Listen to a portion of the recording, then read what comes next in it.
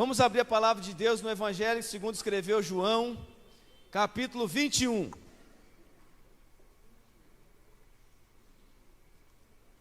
Evangelho de João, capítulo 21.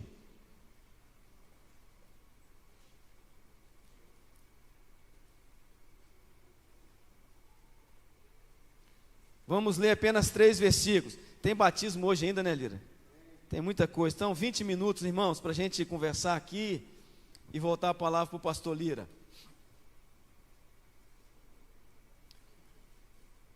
Verso 1, 2 e 3 diz assim: Depois disso tornou Jesus a manifestar-se aos discípulos, junto ao mar de Tiberíades, o lago de Genezaré, mar da Galiléia, tudo a mesma coisa.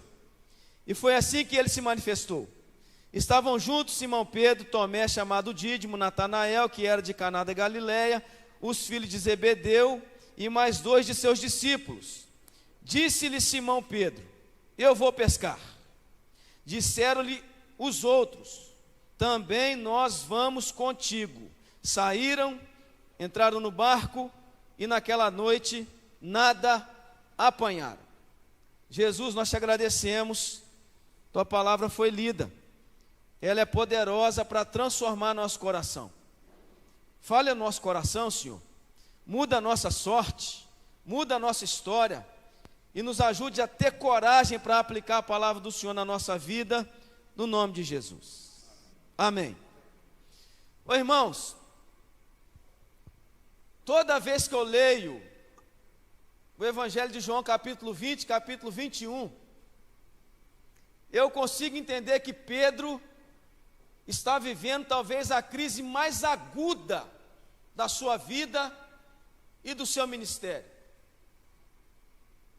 Um homem que andou com Jesus 3 anos, ouviu de Jesus 3 anos, observou o comportamento de Jesus durante 3 anos.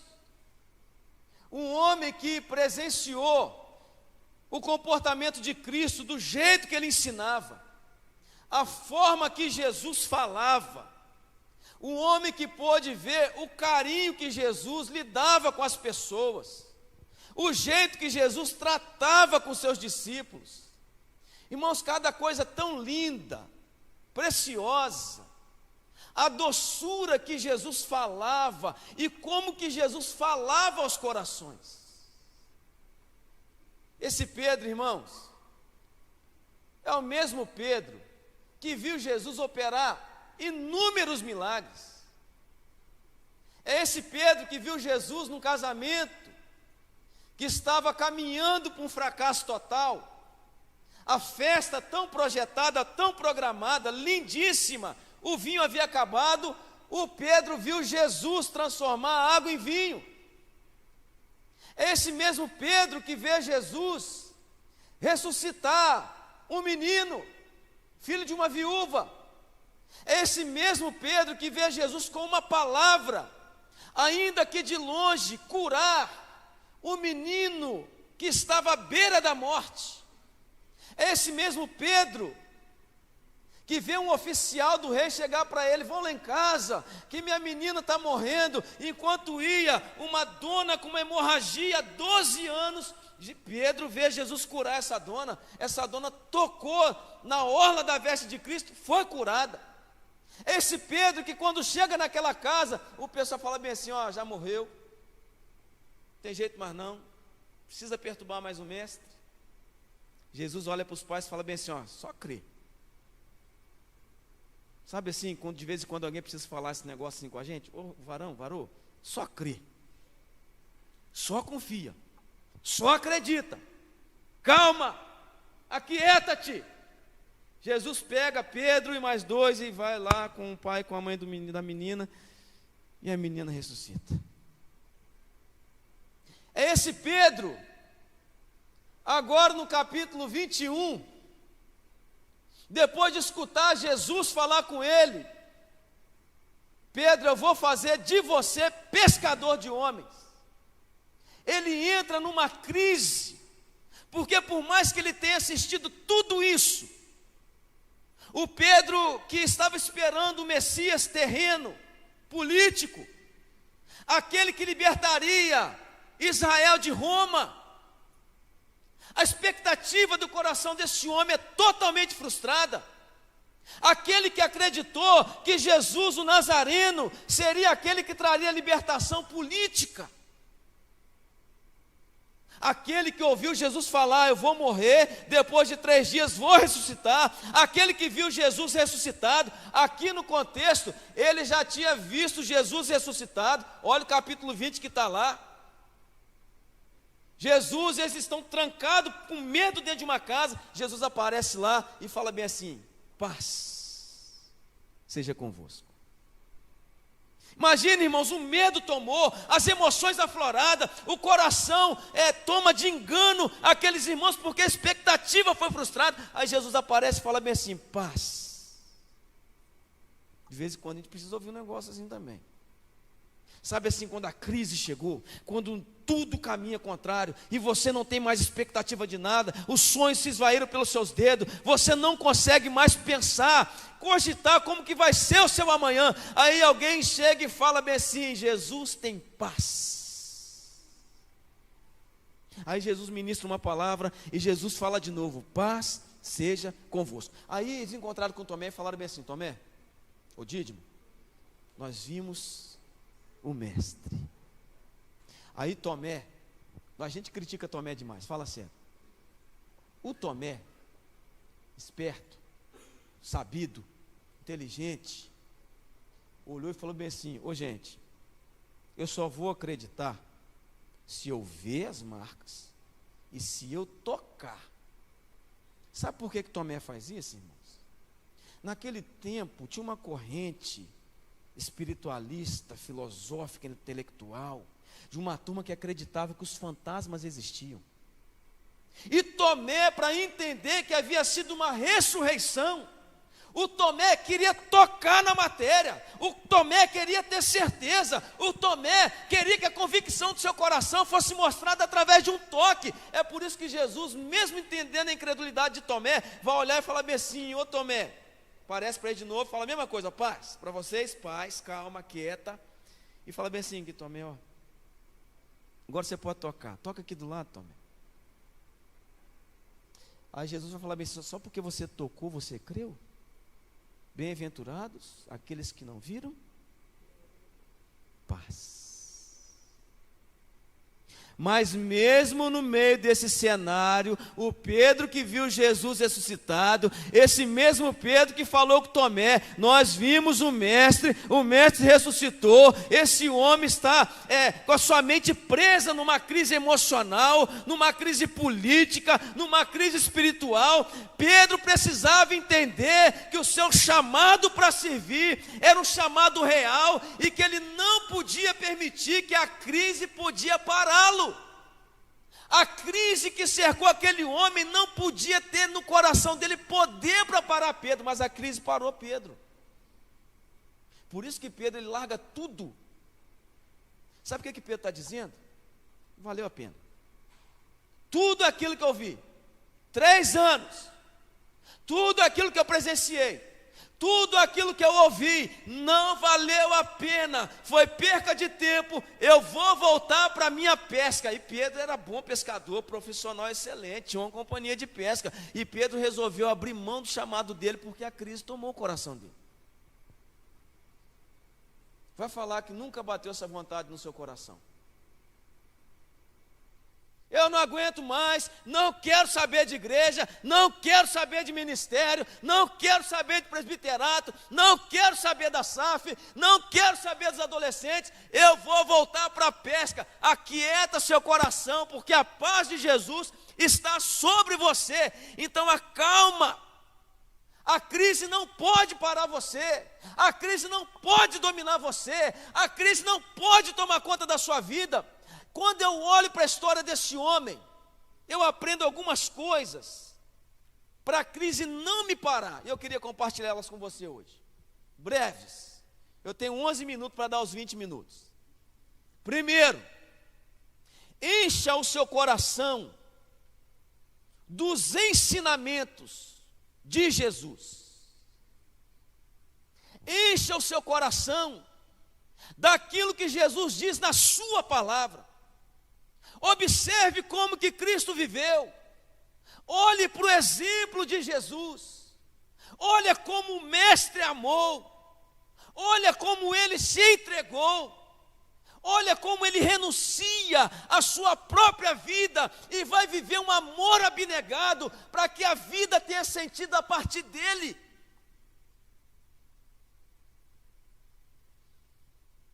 Você precisa ler 1 João, 2 João, 3 João, epístola, e observar quantas vezes no texto João vai falar acerca do amor. Existem 4 palavras na Bíblia do grego para amor. Primeiro é estorgen, ou estorgel, que é aquela amizade, o amor de amigo para amigo, aquele amigo parceiro o tempo todo. Se você precisou, você tem um amigo. Mas tem a palavra eros, que está mais relacionado à paixão, ao desejo sexual, aquele sentimento de desejo que precisa ter entre o marido e a esposa. Se não tem, o negócio está ruim. A outra palavra é a palavra filéu, que é aquela palavra de consideração, é daquele amor mais voltado para a questão familiar, daquele dia a dia, da convivência. Mas o amor que vai falar nessas 3 cartas é o amor ágape, que é aquele amor de entrega total, aquele amor de renúncia, aquele amor que eu digo que eu estou abrindo mão da minha própria vida para que a graça de Deus saia de mim e alcance também outras vidas, alcance o meu próximo, alcance o meu vizinho, alcance minha família. É esse amor que a palavra nos convoca, é esse amor que Jesus praticou, é esse amor que Jesus nos ensina para que pratiquemos junto com Ele. Pastor, esse negócio é tão complicado. Lembra lá quando o irmão Paulo, ele vai escrever a carta para a igreja de Éfeso? Aí no capítulo 5 ele vai começar a tratar acerca da família. Aí tem alguns termos ali que na cabeça de muita gente é uma confusão danada. Quando fala que a mulher tem que ser submissa ao marido, mas um pouquinho antes disso, Paulo vai falar que o marido tem que amar a sua esposa. O marido tem que agapar a sua esposa como Cristo agapau a sua igreja.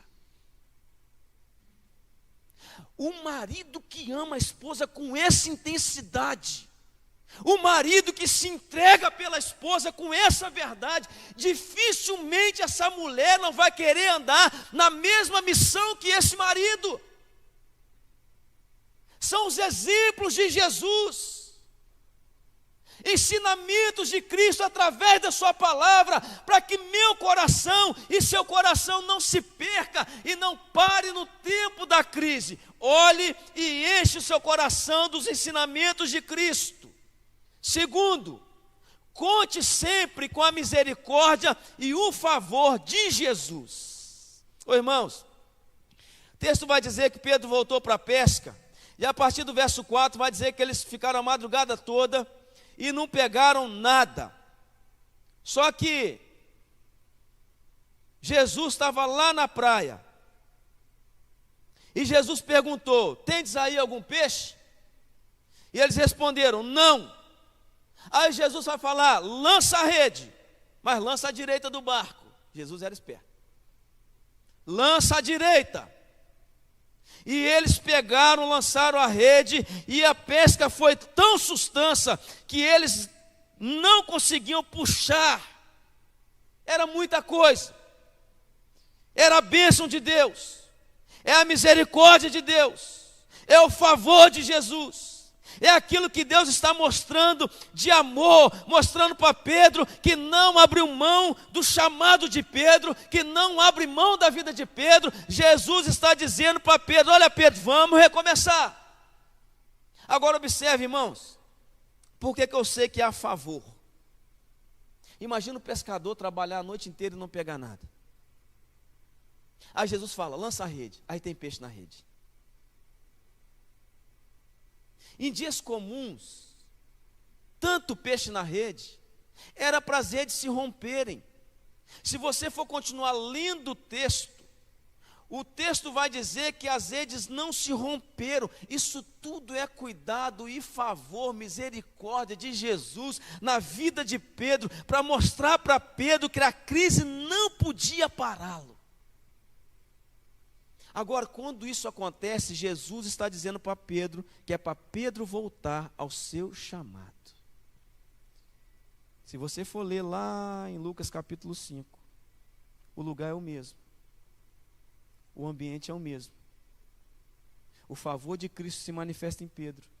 A misericórdia do Mestre se manifesta na vida de Pedro. E Pedro está sendo chamado de volta ao seu ministério. Quantos de nós, irmãos, olha para a caminhada cristã, chuta o balde, desiste, abre mão do evangelho, às vezes está dentro da igreja, mas não quer compromisso com Deus. Às vezes está no meio dos crentes, sabe o linguajar dos crentes, sabe todo evangeliquez, mas não tem compromisso com Jesus da palavra e com a palavra de Jesus. Aí Jesus me convoca a não parar, a não desistir e a entender que Ele me chama e te chama de novo ao meu chamado e te chama novamente ao seu chamado. Então não pare no tempo da crise. Olhe para a misericórdia e desfrute do favor e da misericórdia do Senhor Jesus. Lá na sua casa, irmão, ou irmã, desfrutar dessa bondade de Deus dentro do seu lar. Entender que a mão de Deus está sobre sua vida. Acreditar, pastor, mas o único ou a única crente lá em casa sou eu, e é tão difícil. E Jesus falou que seria difícil. Mas Ele falou para não parar também. Jesus não falou que seria fácil. Muito pelo contrário. Ele falou bem assim: não vim trazer paz, eu vim trazer espada. Não peço que eu tire vocês do mundo, mas que eu livre vocês do mal, porque no mundo vocês terão tribulações. Mas eu venci, e vocês também vencerão. É tanto favor, irmãos. É tanta misericórdia. É tanta bondade de Deus ministrada sobre nossa vida, sobre o nosso coração. É tanta bondade de Deus. Aí quando eles vão falar com Pedro: olha, Pedro, é o mestre, é o Senhor que está lá na praia. O Pedro fica tão doido que ele vai cingir sua roupa, ele vai para o lado do barco e vai nadando até Jesus. Aí quando chega lá tem uma mesa posta, brasa, peixe e pão. Tudo para dizer para Pedro: Pedro, vamos voltar, porque você não é mais pescador de peixe, você é pescador de homens. Desiste não, irmão. Ô irmã, para não. Olhe para o favor de Deus, olhe para a misericórdia de Deus, olhe o quanto Ele tem te amado, olhe o quanto Ele tem zelado por você, olhe o quanto Ele tem assistido suas dores. Terceira ideia, na crise para não parar, lembre-se que Jesus cura feridas passadas. Nós precisamos parar de querer futucar aquelas casquinhas de machucado que nunca saram. E com Pedro, Jesus está sarando o coração de Pedro. Olha só, irmão, Jesus ele vai criar um ambiente todo especial para tratar esse coração tão angustiado, tão ferido, esse coração tão inseguro, esse coração que vai mostrar que Pedro se perde naquilo que Jesus chamou ele para fazer. Vou repetir o que eu já falei aqui.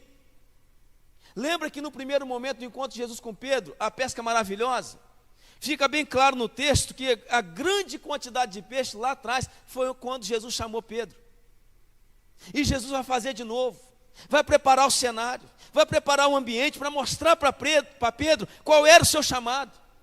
Lembra que no determinado momento Jesus está ensinando para uma multidão, aí manda a multidão sentar e chama os discípulos vão chegar para Jesus e vão falar assim: olha, o povo está com fome, manda o povo embora. Aí Jesus fala bem assim: dá vocês a eles o de comer.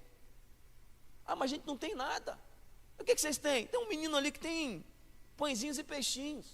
Aí Jesus traz o pão e traz o peixe. Aí Jesus multiplica pão e peixe, abençoa, para mostrar para Pedro que ele é aquele que multiplica, que ele é aquele que abençoa, que ele é aquele que trata, que ele é aquele que dá o direcionamento.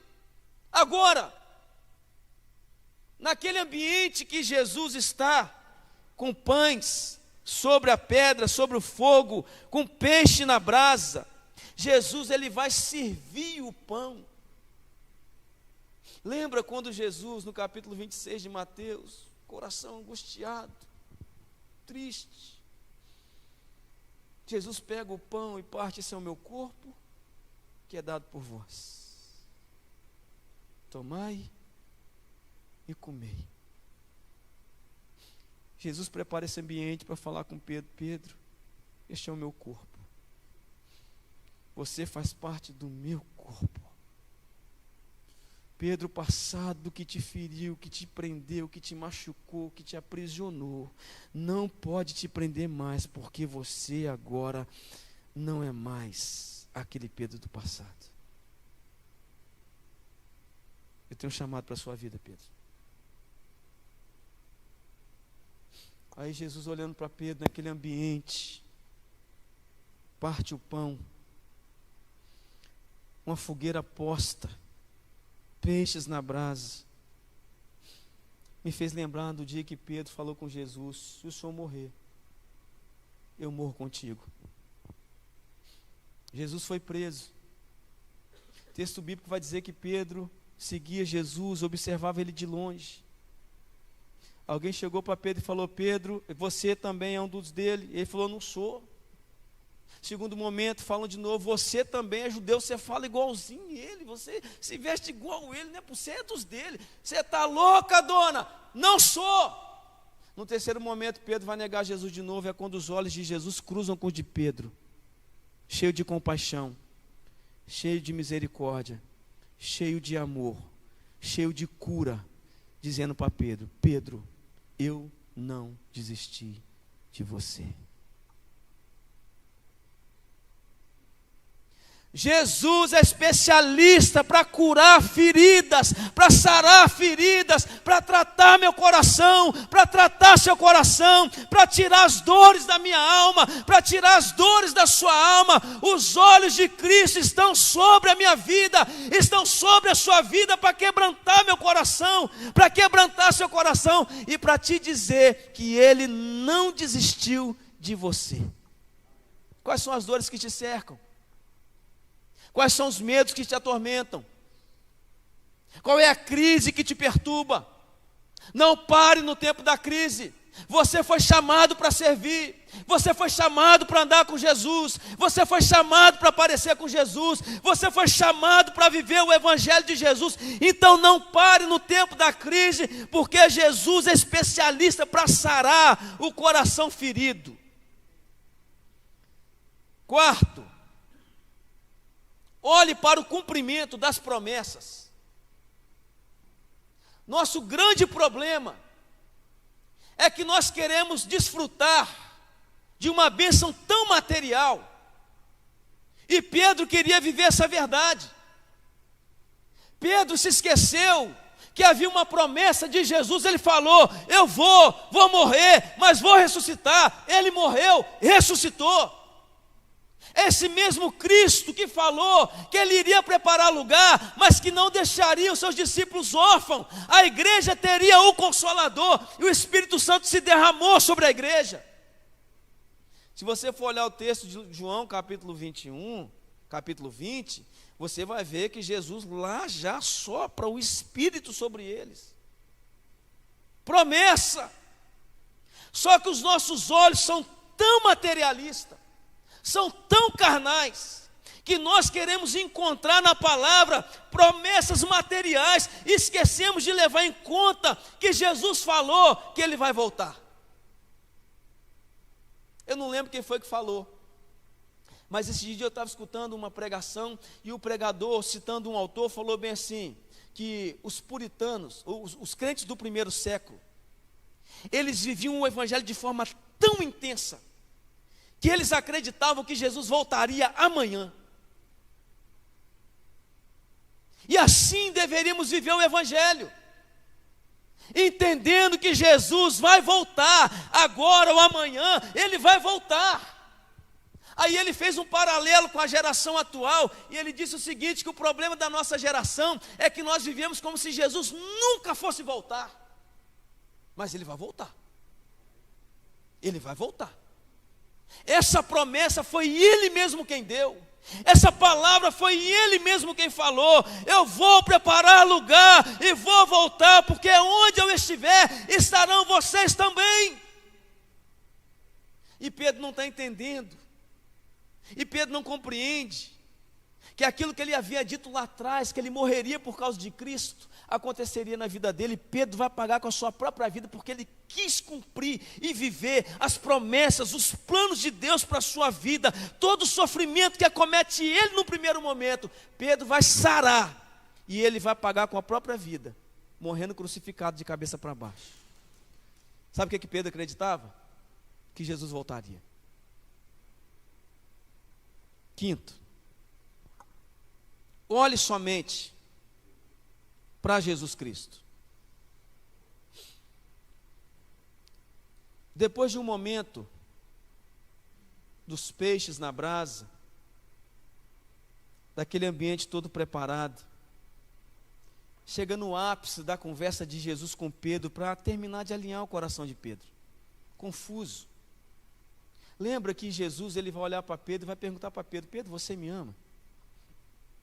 Pedro vai responder: Senhor, o Senhor é legal, eu gosto demais do Senhor, e é por aí. Então apacenta os meus cordeiros, Pedro. Jesus vai perguntar de novo: Pedro, você me ama? E a resposta é a mesma.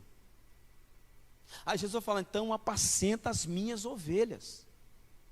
Jesus pergunta a terceira vez: Pedro, você me ama? E a resposta de Pedro é a mesma: Senhor, eu gosto do Senhor, nós somos parceiros, nós somos camaradas, nós somos brother, mas é só isso. Aí Jesus olha e falou bem assim: então se prepara, Pedro, que vai chegar um tempo que você vai tentar fazer e não vai conseguir. E Jesus está saindo com Pedro e com seus discípulos, e João está junto com ele, e Pedro vai olhar e vai falar bem assim: quanto este?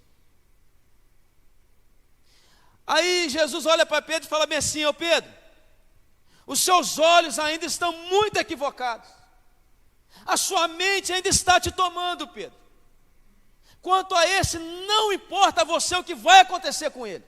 Quanto a você, segue-me, olha para mim, olha para a minha vida, olha para o meu comportamento, olha para o que eu ensinei, olha para o chamado que eu tenho para a sua vida. Quanto a você, Pedro, não perca de vista aquilo que eu tenho preparado para você. Segue-me, olha para mim, volta seu coração para mim, inclina seus ouvidos para mim e segue-me, porque a crise não pode te parar daqui para frente. E a vida de Pedro vai virar uma chave na cabeça dele.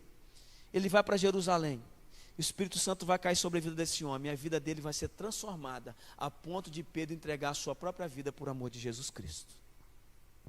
Aonde estão os seus olhos? Se você for ler 2 Crônicas, capítulo de número 20, vai contar a história do rei Josafá. Um homem piedoso, um homem que se preocupou em chamar os levitas para adoração, em preocupou em purificar o sacerdócio, um homem que se preocupou em andar com Deus e fazer com que o povo andasse com Deus. Só que dois reinos, Moabe e Amon, se levantam contra Josafá, e a crise instaura no coração desse homem, mas com uma convicção. Ele sabia que vencer aquelas duas nações para ele era impossível. As nações eram numerosas. Ele sabia que era uma batalha, que a derrota para a nação de Israel era certa. Esse homem vai reunir os levitas no tempo de oração, de adoração, vai convocar o povo e vai começar a clamar ao Senhor. E ele vai falar com Deus: Deus, gente, não pode. Eu vou ler o verso 12 para você entender.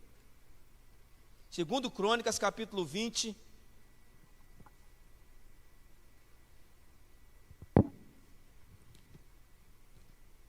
Verso 12, diz assim: depois dele colocar tudo diante de Deus, colocou-se em pé diante da congregação e começou a orar no verso 6. Ah, Senhor, Deus dos nossos pais, Porventura não és tu Deus no céu? Parece que Josafá está mexendo com o ego de Deus, né, gente? Não é você o Deus Todo-Poderoso? E ele vai começar a falar com Deus. E ele vai falar da fragilidade. Só que no verso 12 ele vai falar bem assim: ah, nosso Deus, acaso não executará tu o teu julgamento contra eles? Porém, em nós não há força para resistirmos essa grande multidão que vem contra nós. E não sabemos nós o que fazer. Porém, os nossos olhos estão postos em ti. A luta é grande, a crise é grande, mas os meus olhos estão em Jesus.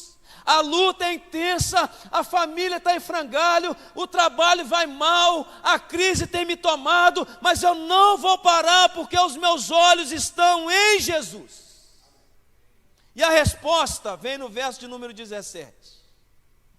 Depois do questionamento, Deus vai tomar a palavra e vai dizer bem assim: nesse encontro, não tereis de pelejar, tomai posição, ficai parados, e vedes o livramento que hoje o Senhor teu Deus te dá. Josafá, crendo que o Senhor estaria com eles, manteve os seus olhos em Deus. Ei, Pedro, olha para mim, Pedro, segue-me, Pedro, não tire os olhos de mim, Pedro, olhe para aquilo que eu estou preparando, Pedro, olhe para o chamado que eu tenho para a sua vida. No primeiro sermão que Pedro pregou, 3.000 foram batizados. Vai ter crise, irmão? Ah, vai. Mas a crise não pode te parar.